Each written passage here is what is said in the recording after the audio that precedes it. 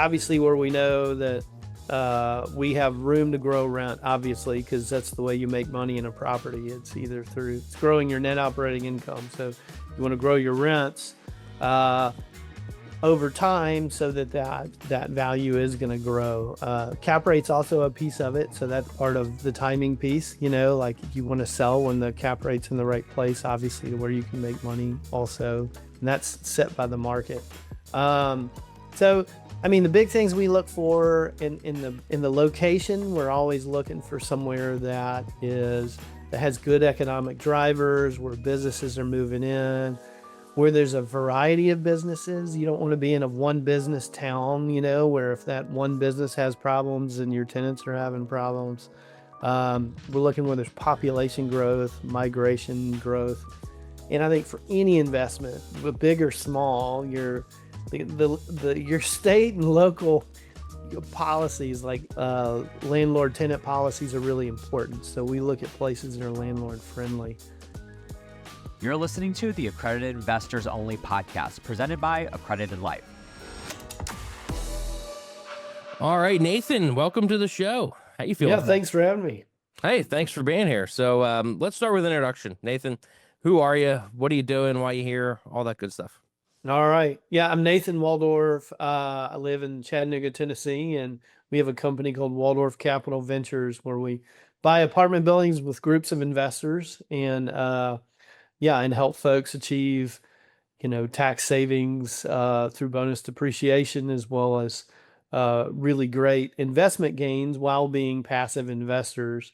So so we try to get folks about 20% per year, and it's been a great business for us. Awesome. Well, what's your story? So were you always doing this, or what's that look like? Yeah, so I grew up around real estate, and my family's been selling real estate in the area for like since the 20s, so forever. Yeah, crazy. so after I'd worked with Young Life for a little while and got into the family business, and we were selling for folks. And eventually my wife has her own investment company where she buys single family and some small multifamily. And she started doing that for about 12 years, and just kind of watched how we just made a lot more money on real estate than we did on stocks. Let's just put it there. Our money never seemed to grow in stocks, but our net worth was growing exponentially in real estate. And eventually, we were both kind of working like dogs, and really wanted to have more of our time back in life, and have a little more control over our investments. And we heard about syndicating, where you buy apartment buildings with groups of investors. And so we kind of dove in to that, got around 20 plus year veterans, and got mentors, learned from them, accelerated our process, and got partners who are further along than we are too in the business. And we're in about 1,400 doors now. Wow. As general partners, and say 2,200 as limited partners.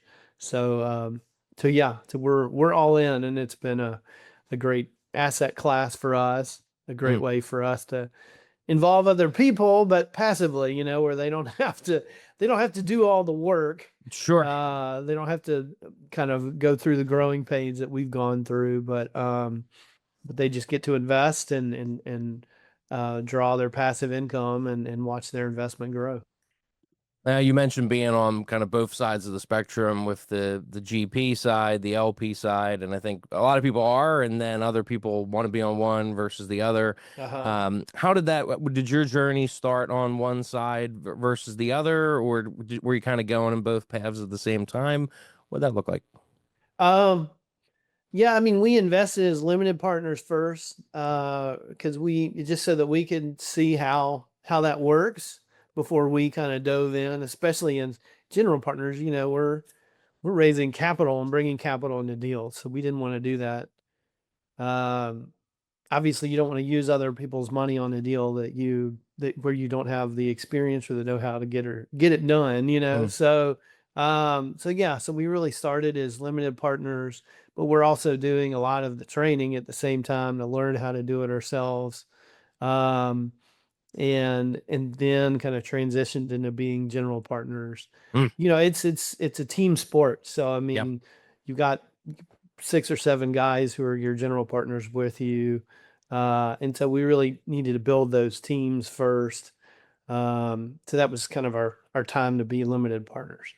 Gotcha. Nice. Yeah, I feel like that's for some people could be a great path, to kind of be in the business and get some idea of, what's going on, how it operates, all that kind of stuff. Mhm. While you said like you're kind of building your confidence and you're educating yourself on the other side. Do you remember in those days when you kind of made that leap to the GP side and what's, there's like you said, there's a team involved, you know what I mean? So it takes a Mhm. lot of different, wearing different hats and things like that.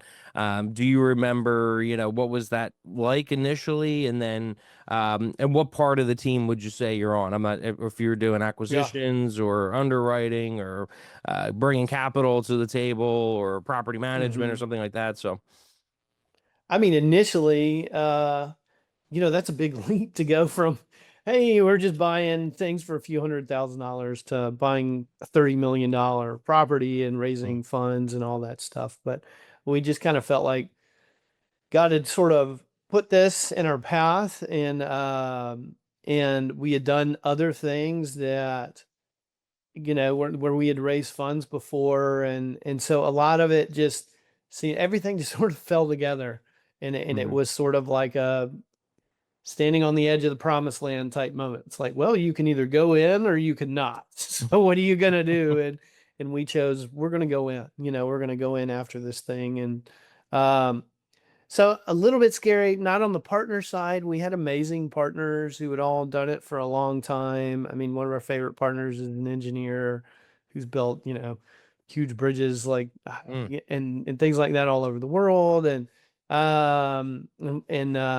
Yeah, and we've just got some other partners who've been doing it for a good amount of time. Have had a ton of success. So I mean, most of what we do is so far has been more equity related. All our investments are in Texas right now. We've raised equity for those, so we're not boots on the ground. Then we do a lot of kind of investor relations, gotcha. um, and have done some oversight. We're not the main boots on the ground, but and then we've been looking at properties in Tennessee, underwriting a lot of those, and those we would be more boots on the ground with, Okay. but haven't landed one yet, and especially the last couple of years, a lot of them haven't underwritten the way I would, in a good enough way for me to put investors in them. So let's put it that Sure. way, or my own money. So Yeah, well, let's talk about that. Yeah, how has the business changed over the last few years, and when you first got into it versus where it is today, and then what have you kind of done to evolve along with it? yeah,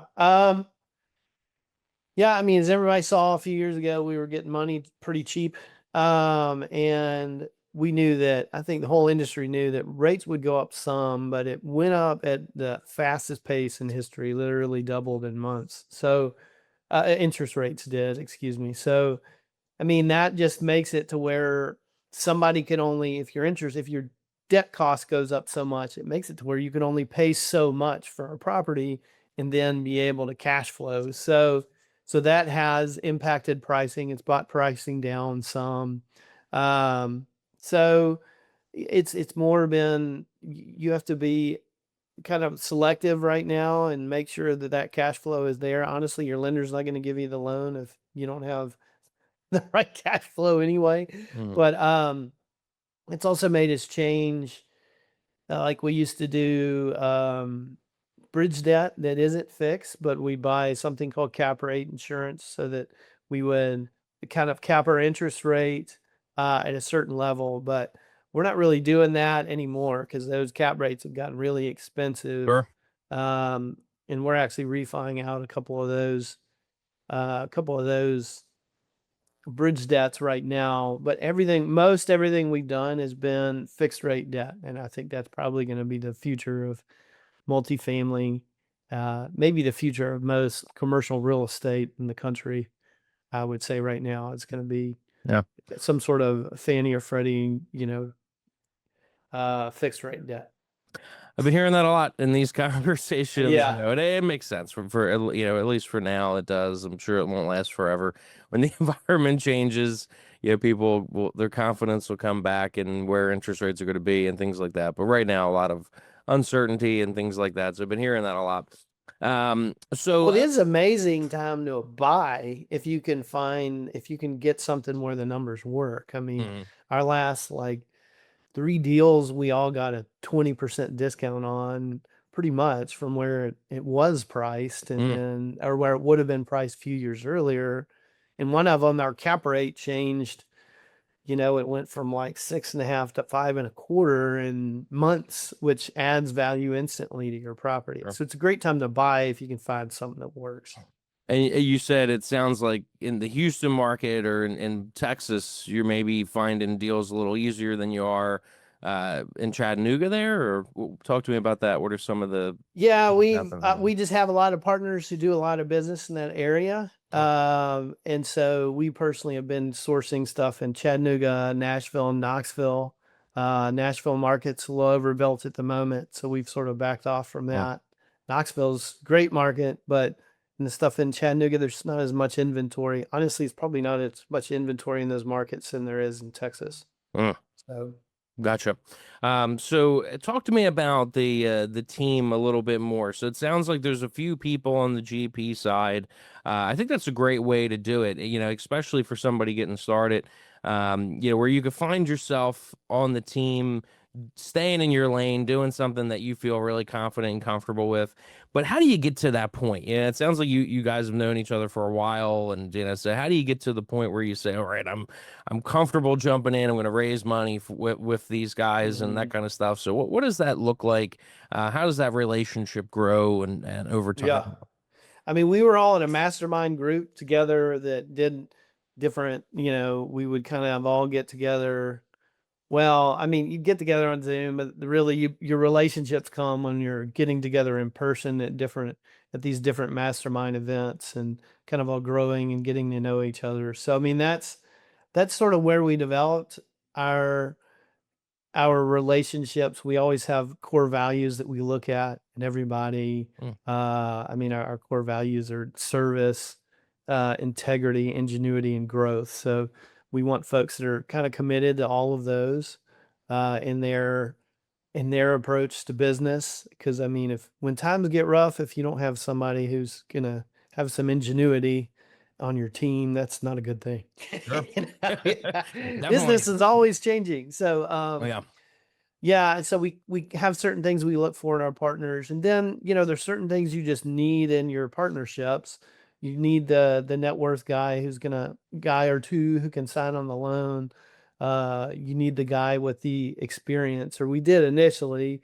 We've got enough time in it now to where we don't, but you need that person on the loan who's got the experience piece. Um, and outside of that, you just need folks who can help you bring in the capital needed, because we like to buy 100 units and more because then the property it pays for its own property management and all Mhm. that. So we're just managing the asset instead of managing every little tenant. Sure. Um, so so yeah, so we're sometimes raising our last couple were like $15 million raises. Okay. So that requires several people who can go out to folks that they know and help bring funds in. Gotcha. Let's talk about that a little bit more. You said on the property management side. So how does that, you guys typically use a third party, local expert, that kind of thing, or what's that part look like? Yeah, we use a third party. I mean, we always, I guess I didn't say this, but one part of our team is somebody who's boots on the ground. So Mhm. we've got a lot of apartments in Dallas, one in Houston area. But yeah, we've got to have somebody who actually lives near the property and helps kind of watch over it. And then we make sure we have a good property manager. I mean, if property manager isn't working, then we shift to a new one if we need to. So um but yeah, so we make sure we have a good property manager on site, and then we're on calls with those property managers. Initially, it's weekly as things get kind of established and running, property stabilized. We'll go to every other week. with the property manager, just so that we know what's happening with the property. But we're always watching the metrics to make sure the property's moving in the right direction and that we're shifting with the market when it needs to, when we need to, like whether we need to make more specials or not be as aggressive on our rent growth or Mm. something like that. So, Gotcha. The so got a few different questions I have, but the let me think here. Trying to think of which way to take this. The let's cover the buy box. I mean, you mentioned 100 units and up because of on-site property management, that kind of thing. What else are you looking for? Like, what else does the criteria look like? It sounds like maybe a few different markets, but you're yeah. kind of leaning more towards parts of Texas. So what other kind of, it sounds like there's a value add component, that kind of thing. Yeah, yeah, definitely. So we like to buy things where we can, obviously where we know that we have room to grow rent, obviously, because that's the way you make money in a property. It's either through it's growing your net operating income. So you want to grow your rents uh over time so that value is going to grow. Cap rate's also a piece of it, so that's part of the timing piece, like you want to sell when the cap rate's in the right place, obviously, to where you can make money also, and that's set by the market. So I mean, the big things we look for in the location, we're always looking for somewhere that has good economic drivers, where businesses are moving in, where there's a variety of businesses. You don't want to be in a one business town, where if that one business has problems and your tenants are having problems. We're looking where there's population growth, migration growth. And I think for any investment, big or small, your state and local policies, like landlord tenant policies, are really important. So we look at places that are landlord friendly. Um, so those are kind of our big things that we look at. That's why we like Texas a lot and Tennessee a lot, because Tennessee's been growing like crazy as Sure. folks have been moving in from all over, because we don't have state income tax. They don't either. And both states are extremely business friendly. So we've had folks moving in to both of those areas a whole lot. Yeah, definitely growing and have a steady migration inwards and all. So makes sense. Let's talk about the investor relations side. Yeah, how that's been a challenge, right, over the last couple of years, with especially I would think in the multifamily world, where there's been a lot of, like we were talking about with debt earlier and things like that. There's been a lot of things going on. I don't think I know any investors who are actively investing in multifamily that don't have some dings and bruises and things like that from them Yeah. over the last couple of years. So how are you navigating that space? How are you finding investors? How are those conversations going? And how have you seen it kind of shift maybe over the last few years? Um, I don't know. Like if you look at Tony Robbins just wrote a book about he kind of has interviewed the wealthiest people in the world on how they've grown their money. And he literally says every one of those guys has at least 25% their portfolio in real estate. So I feel like we provide an opportunity for folks to invest in real estate without having to deal with tenants and toilets themselves. Yeah, So, no. because a lot of people are like, yes, I want to own a real home, but I don't want the tenants. I don't want to deal with all that stuff. Um, so I mean, I still feel like that's a big advantage. I do think we have, the key has been transparency. That's why integrity is part of our deal and part of our core values. Like we've tried to be very transparent with investors on where things are. Um, with a couple that we weren't able to provide those kind of quarterly distributions, we made sure they understood why. Like, here's what's happening. Here's what we're doing to fix that. Because that's always what business is about. You've got to see what's Sure. going on, what you need to do in order for that to change. And so we've been really transparent, tried to be really transparent with our investors. Sometimes you get curveballs. And I would say most investors have understood when we've taken that approach and make sure they really understand what's going on. If you are an investor, you do need to kind of keep up. If you're a limited partner, you do want to keep up and read the stuff you're getting. Had an investor who was a little surprised because this particular investor hadn't been reading any of our updates. Sure. That And we're happens. like, Yeah. hey, we're refinancing. We're having to put some money in. Here's what we need. Can you contribute towards the refinance? But that's been a minority, luckily, of our properties. A majority of our properties are all fixed rate debt, and those deals are killing it. I mean, where we purchased in the right place with the right kind of, I wouldn't say demographics, but the right business drivers happening and everything right around those properties. And so, most of ours have been like that. Outside of that, our team does a pretty good job. Each of our teams do a pretty good job of kicking out continual communication. And if the team itself isn't sending something to all limited partners, then we take it on and make sure that we're sending something out on a monthly basis to our partners so they know what's going on. Nice. Would you say the educational piece is a lot of what you do? Just educating on the market, the opportunity. Like you said, a lot of people might think tenants and toilets and dealing with property managers and all those things are just there's no way to get around that. I mean, that's part of the business. So how do you look at education and then too, like you said, just on the ongoing education as well on the market and on the specific Yeah. deals that maybe people are in, that kind of thing. I mean, yeah, that's definitely important, and we've definitely had to help people understand, well, here's what's happening in the market now, but here's where it's going. Um, so that they understand some of those speed bumps in the business. Um, like I said, that's been like 2 investments out of 6 that we've had those kind of speed bumps where we've really had to help people understand what's going on in the market as far as interest rates shooting up and how that's impacted things. So, and sometimes we've had to say, hey, this property manager isn't working out. So we're switching.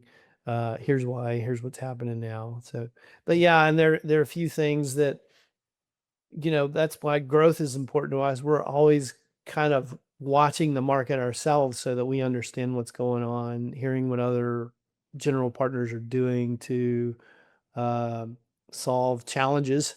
Sure. So and yeah, and just making sure we know what's going on. And it's hard. Some investors maybe will never 100% understand delinquency. That's just a thing that happens. People don't pay rent. Sure. It's not a huge failure. It's just that sometimes it happens, and then you're gonna evict people and move on. You know. So Well, it's certainly part of the business.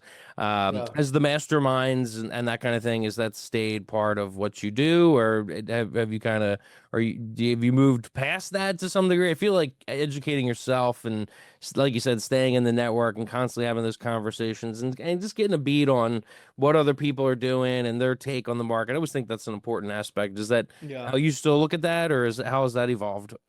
We did masterminds for a few years and mentoring for several years. Right now, I mean, we've really got a great group of investors around us Mm. that we continue to communicate with, and we try to go to things to different events like apartment events where we're around other people who are doing the same thing, to make sure we're learning from them. And sometimes it just helps to hear somebody else confirm, like, okay, I think this is the pulse of the Mhm. market. Here's what I'm Sure. seeing. Is this what you're Yeah. seeing too? Yeah. And uh, so that's kind of what we try to do right now. And they're definitely different. Honestly, there are some great podcasts that are covering these things, that are doing market reports. So I get a lot of stuff from them too. I just try to keep, like I said, keep a finger on the pulse of the market any way that I can, but mostly through the relationships that I've already got with people that are already doing the business. Yeah, yeah. No, I think that's a great way to do it. I always think that's good advice for people because, like you said, there's podcasts out there. There's different articles and blogs and news sources that you can Hmm. follow.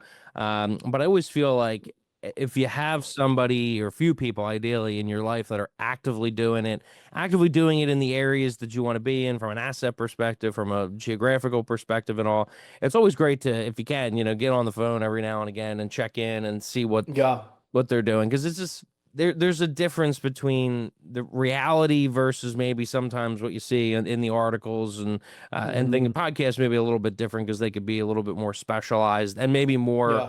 up to date, where sometimes you're reading something in an article, it might be too late at that point, or Yeah. it's like if the article's picked up on this trend or something, then it's probably too late.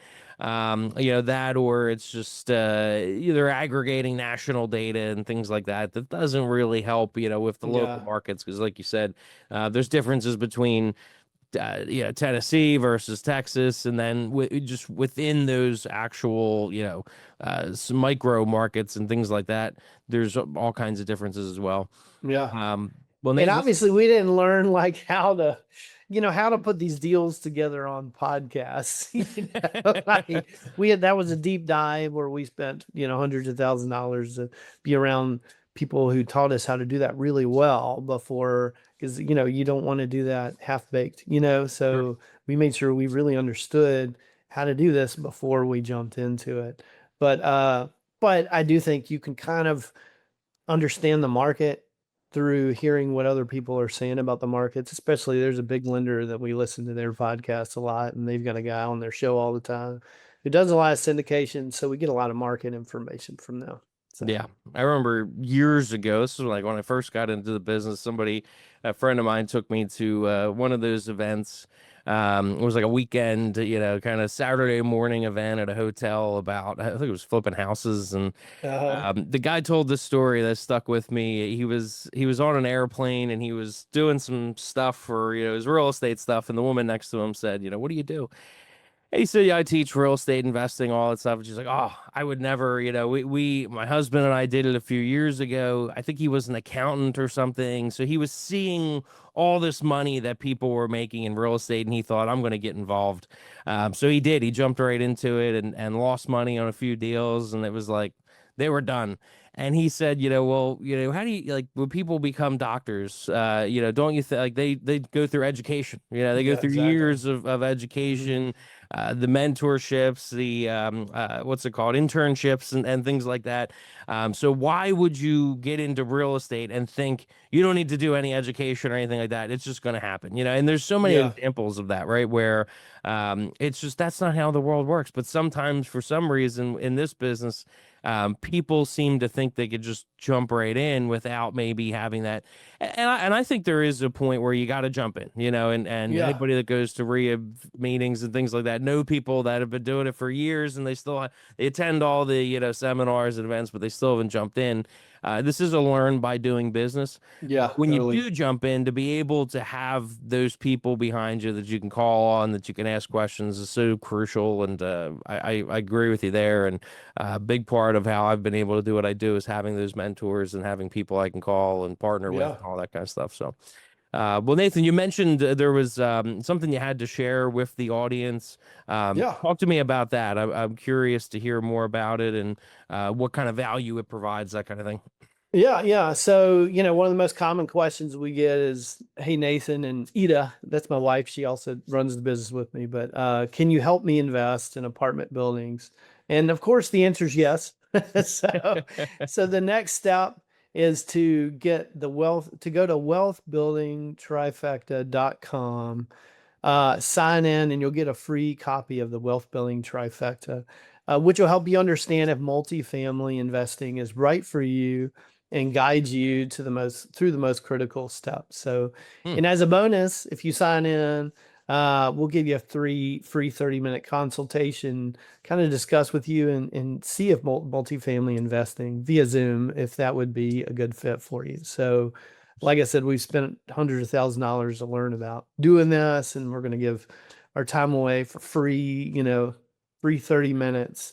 To what it is, a complimentary call to help you get started. So what it does is help you to map out your next steps so that you don't have to sit and wonder what you're doing and how to get there. And what this means is that you'll be that much closer kind of living the life that you want, where you get your time back. For us, we really want to get our time back in life, Sure. and you build a legacy of wealth and real estate. So, and it works for folks whether they have millions of dollars in the bank or just $50,000 in an IRA or some money in savings that they want to invest in something like that. So, Yeah, well, having a plan and kind of a framework in order to get from where you are today to where you want to be, I think is such an important thing. And a lot of times we do it in business, and if you work in corporate America or something like that, it's like just a natural part of what you do. You know, you have goals, you have the BHAGs and the KPIs and all that kind of stuff. But so many of us don't